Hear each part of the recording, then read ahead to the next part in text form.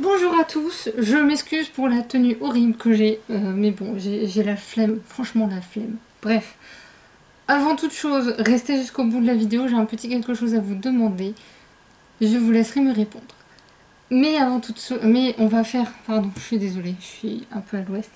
Petit point lecture. Donc, les glaces de l'harmonie de Fabienne Gambel chez Carrie Boncilla, pardon, que j'ai eu chez Babelio, avec Babelio.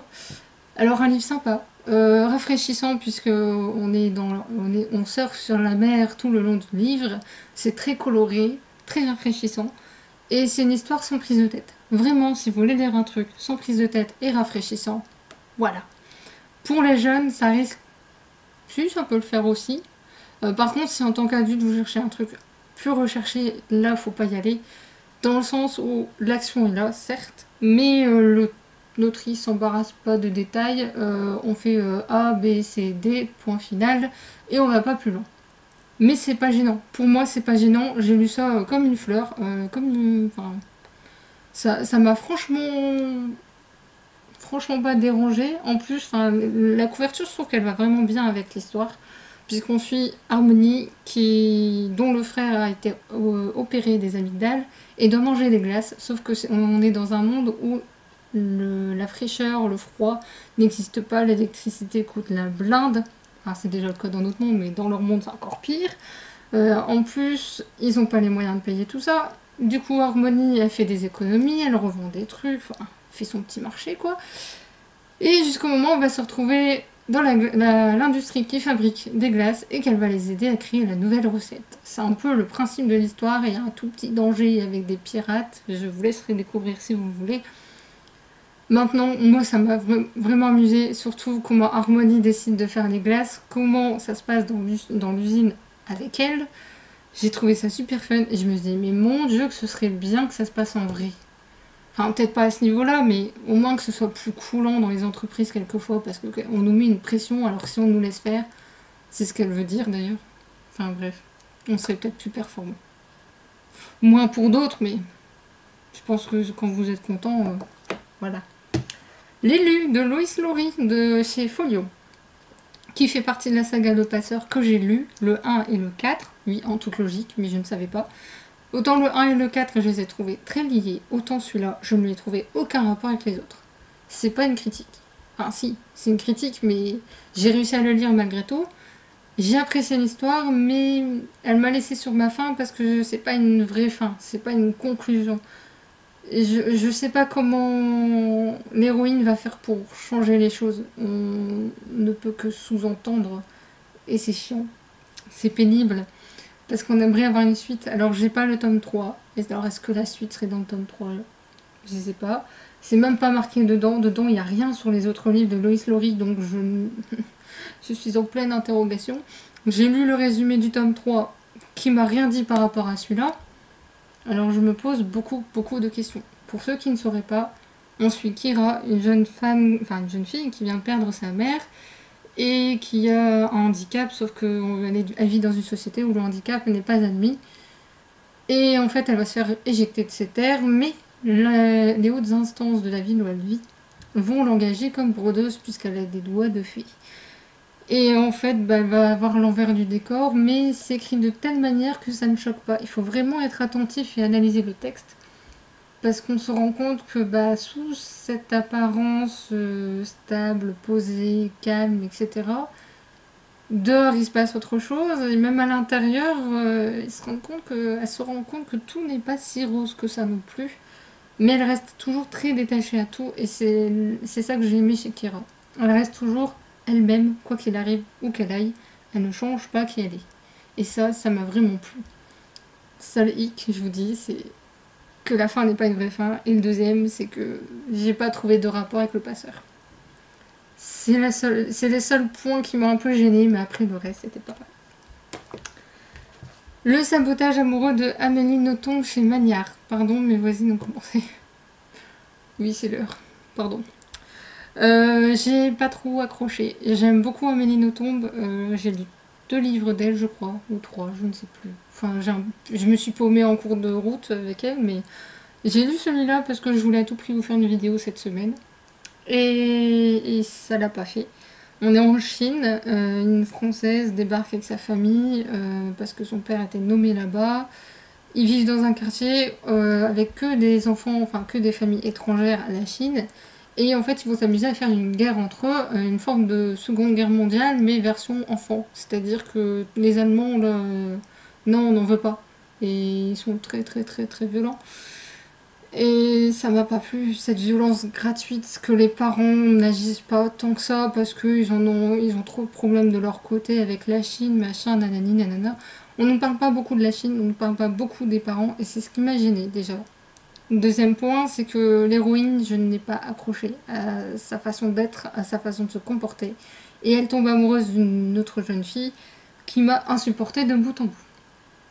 Alors autant vous dire que c'est compliqué. Je l'ai lu pourtant jusqu'au bout parce que la plume d'Amélie Nothomb a toujours quelque chose d'addictif, mais les personnages ont freiné. Voilà. Donc je pense pas garder le livre. Et en plus, ça devait être prédestiné parce que j'ai oublié de recouvrir le livre, ce qui ne m'arrive jamais. Autant vous le dire, c'est rare. Je comprends pas. Donc c'était prévisible. Les plus beaux poèmes d'amour de la langue française de Jean Orizet chez le livre de poche que j'avais avec une box littéraire. Oui, je les lis avec beaucoup de retard, mais je les lis. C'est surtout que j'ai commencé à lire dès que je l'ai eu, mais que j'ai mis beaucoup de temps pour une simple et bonne raison, c'est qu'on suit l'histoire de la poésie, mais vraiment de très très loin, genre 12e siècle, jusqu'à nos jours. Tout est mis dans l'ordre chronologique. Et j'avoue que, aimant la poésie, au début je me dis, j'ai du mal. Est-ce que j'aurais changé à ce point-là depuis la dernière fois que j'ai lu de la poésie? Ce qui remonte à pas mal de temps quand même. Et en fait, non, je me suis rendu compte qu'il y a des poètes qui me plaisent, d'autres qui me touchent pas, d'autres qui m'ennuient profondément, d'autres qui me désespèrent. Et chaque poème peut vous permettre de ressentir quelque chose, de savoir si un poète est fait pour vous ou pas. Et je trouve ce recueil super génial pour ça. Ça vous permet de voir vraiment l'évolution de la poésie, de la langue française aussi, parce qu'il y a des mots, mais voilà quoi. Ils sont vraiment restés, ils ont pas transformé les poèmes, ils les ont vraiment laissés tels quels. Et on retrouve surtout des poètes que j'aime beaucoup. Charles Baudelaire, que j'ai lu, relu et relu, c'est grâce à lui que je me suis mise à lire. Et il y a également, j'oublie toujours le nom de cette poétesse, Marceline Desbordes-Valmore, dont Pascal Obispo avait repris des poèmes en chanson. J'aime beaucoup ces textes, ils sont très beaux. Je sens que je vais aller à la médiathèque m'emprunter un recueil de poèmes de cette madame. Parce que c'est peut-être le seul point noir d'ailleurs de ce recueil, c'est qu'il y a très peu de femmes, il y en a 12. Sur tout le recueil, il y en a 12. Je sais plus combien il y en a en tout, mais je sais que... Voilà quoi. And the winner is... Les Porteurs, tome 3, Loup, chez les éditions Thierry Magnier. Alors, j'ai sauté au plafond pour chaque tome, autant celui-là, ils étaient tous là, et celui-là, j'aimerais le remonter, mais j'y arrive pas. Comment vous expliquer ça? Autant Loup, je découvre Loup, j'ai découvert Loup, le vrai Loup, pas celui qu'on a vu dans les autres tomes. Le mystère s'est dissipé. J'ai beaucoup apprécié ce personnage, autant que je l'imaginais. Enfin, je l'imaginais même pas comme ça, je sais même pas ce que j'imaginais sur lui, je m'en foutais royal. Je savais juste que c'était Lou. J'avais un peu d'inquiétude quand même parce que je m'étais dit, Lou, je l'ai tellement peut-être idéalisé. Mais non, il m'a plu, tel qu'il était. Ça m'a pas dérangé du tout, au contraire.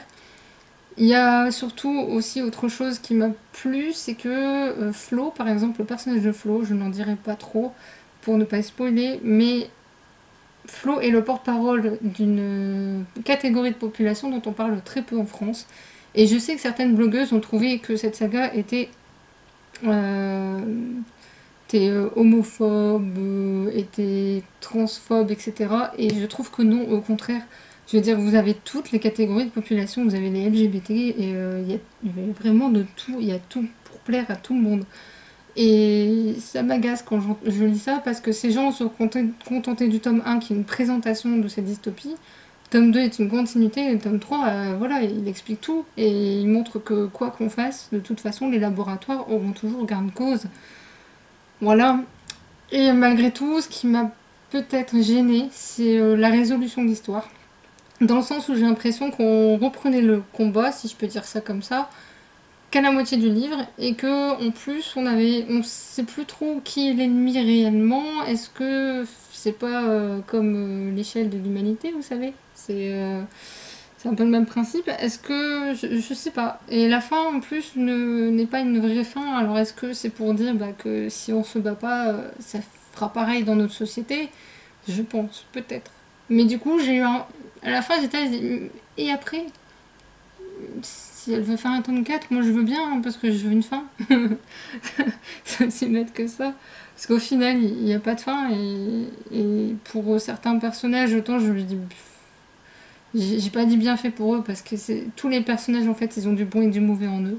On peut pas leur reprocher quoi que ce soit. Ils font ce qu'ils peuvent en tant qu'être humain. Et quand on est mis dans une case, malheureusement, sortir est toujours très compliqué. Donc bon, voilà, je suis malheureuse. Je suis malheureuse parce que j'ai quand même beaucoup apprécié. J'ai lu, ça reste une lecture très fluide, très intense, mais il m'a manqué ça. Donc je suis deg, voilà.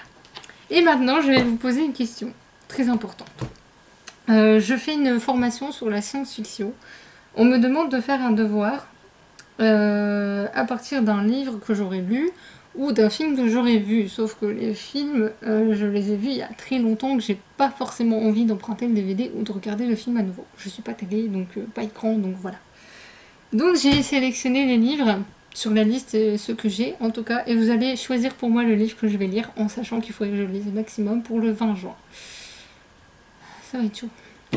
La Servante écarlate de Margaret Atwood, je vais y arriver, chez Robert Laffont en format poche de luxe.